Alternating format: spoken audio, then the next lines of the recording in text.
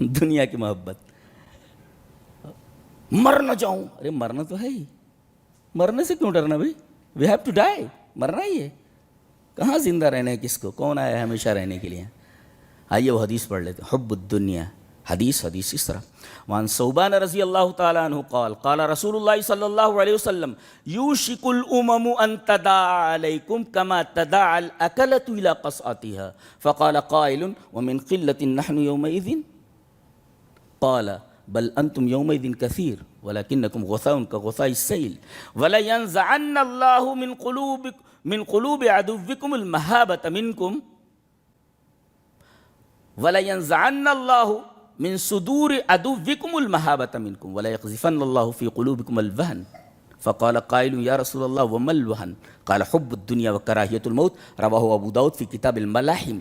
حضرت امام ابی داؤد رحمہ اللہ ابو داؤد شریف میں کتاب الملاحم کے اندر روایت لائے ہیں. راوی جیسا کہ معلوم حضرت ثوبان نے، بہت پیارے صحابی ہیں حضرت ثوبان. ان سے جتنی روایتیں حدیث کی کتابوں میں سب بڑی عجیب و غریب ہیں، سب بڑی عجیب و غریب ہیں. ثوبان رضی اللہ تعالیٰ عنہ وہ کہتے ہیں کہ نبی اکرم صلی اللہ علیہ وسلم نے ارشاد فرمایا کہ ایک زمانہ ایسا آئے گا، قریب ہے وہ زمانہ، کہ تمہارے اوپر دنیا کے تمام لوگ متحد ہو کر کے، اتحادی ہو کر کے، الائیڈ ہو کر کے اس طرح ٹوٹ پڑیں گے جیسے بھوکے کھانے کے اوپر ٹوٹ پڑتے ہیں.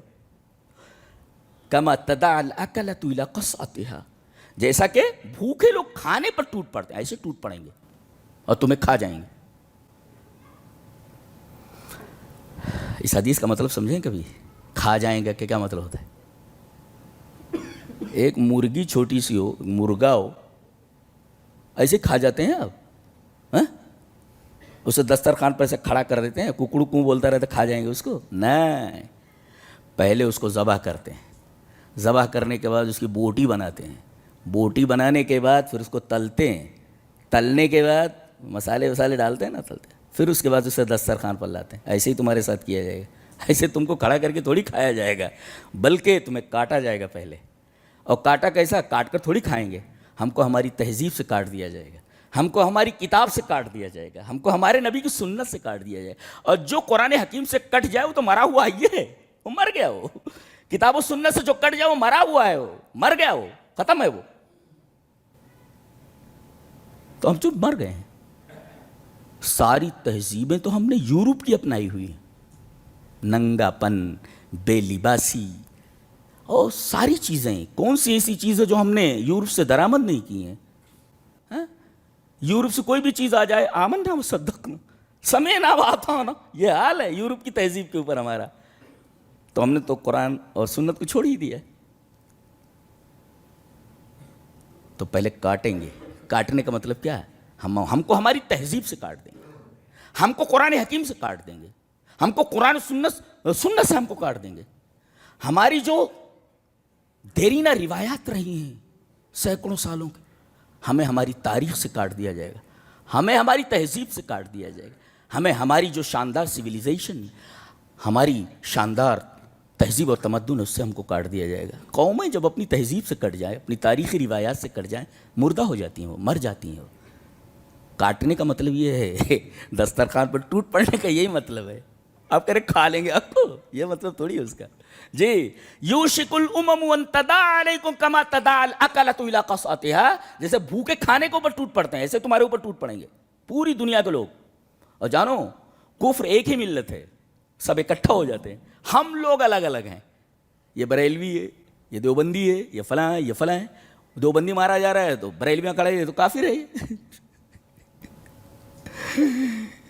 لے ڈوبی ہے یہ تفرقہ بازی، ہمیں تباہ و برباد ہو چکے ہیں. میں تو پریشان ہو جاتا ہوں سوچ سوچ کر کے کہ کیا کیا دن دیکھنے کو مل رہے ہیں. اللہ اس سے پہلے ہی اٹھا لے آدمی کو تو اچھا ہے.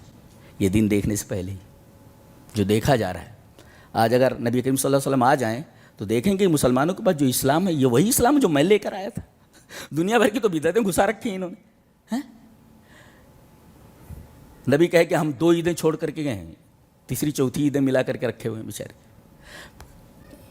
تن ہما داغ داغ شد، پمبا کجا کجا نے ہم، پورا جسم داغدار ہے. روئی کہاں کہاں رکھی جائے؟